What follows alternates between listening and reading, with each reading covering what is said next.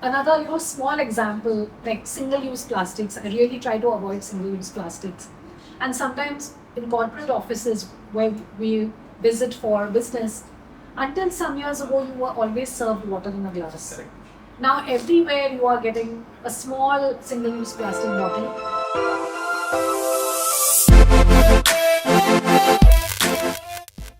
Hi everybody, my name is Kuvarjit and we are back once again with Sustain Stage, a series on sustainable fashion which is being powered by Rent An Attire.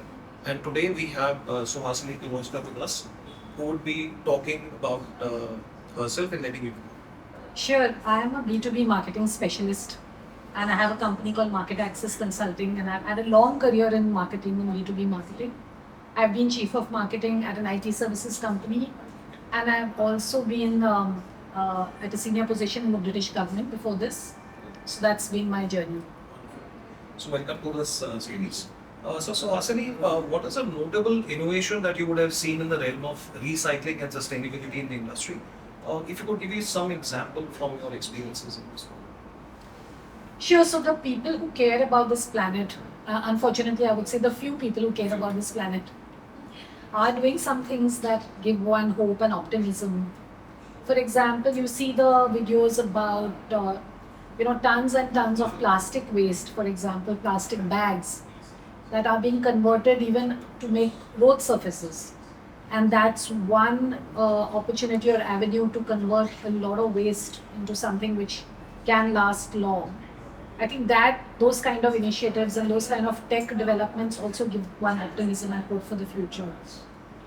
And in terms of energy, we have seen in India a tremendous growth in the renewable energy sector. Okay.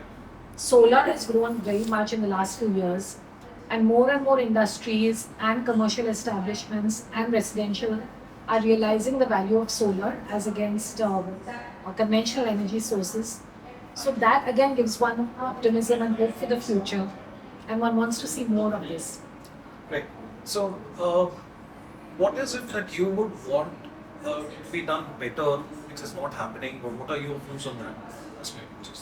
Yeah, there are some things which which really which really alarm me when I see some of the choices we make when it comes to taking care of the environment or the planet, and things that we could easily make different choices which would be far better.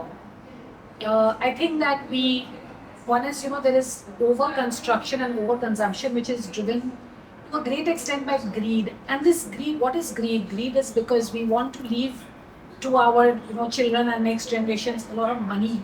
But money in the bank, how far is it going to take them? We have to remember that the legacy we need also has to include clean air and clean water. And that I think should drive us away from choices which are over construction, over consumption. Uh, Another small example, like single-use plastics. I really try to avoid single-use plastics. And sometimes in corporate offices where we visit for business, until some years ago, you were always served water in a glass. Correct. Now everywhere you are getting a small single-use plastic bottle. And sometimes when I say no, I will walk to the water cooler. There's a water cooler just outside the conference room. I could have just easily walked there and come back with a glass of water, but somebody has put a bottle of single-use plastic on the table. And what also bothers me is sometimes even after I make the point, another 4 or 5 people in the meeting will pick up the and open the bottle. So I think that those choices we make, when we could make far better choices. So I think what you're talking about is the power of one. If you do it, it will Yes, catch on and yes. people will do things which are. So coming to the next question about circular economy, it's gaining a lot of traction now. So how do you see principles being applied effectively to promote sustainability? Yeah, circular economy is a very interesting concept because it shows that we can actually, build certain business models and economic models within taking good choices. And that's a very important thing because no one is going to do something if it's a drain on resources or drain on the pocket.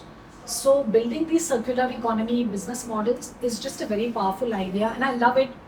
We see some of the shoes companies, like right from some of the huge global brands and right to some innovative Indian brands, we see them making shoes out of marine plastics, fishing nets, Again, something that gives you optimism and hope.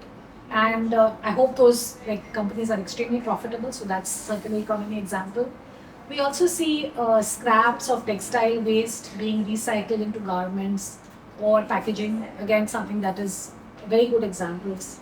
And I think that we need to apply our mind to more and more such business models which are sustainable as well as profitable.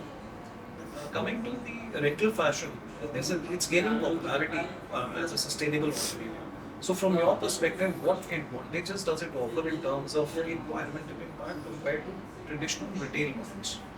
Yes, so rental fashion is a very interesting concept because there's been such a media push towards us from the whole fashion industry and the marketing side of the garment industry that we need to have new clothes all the time. And for example, celebrities, we make a big deal even if somebody repeats a dress. So there was this thought that we have to literally like wear something once, which is actually a huge burden on the planet.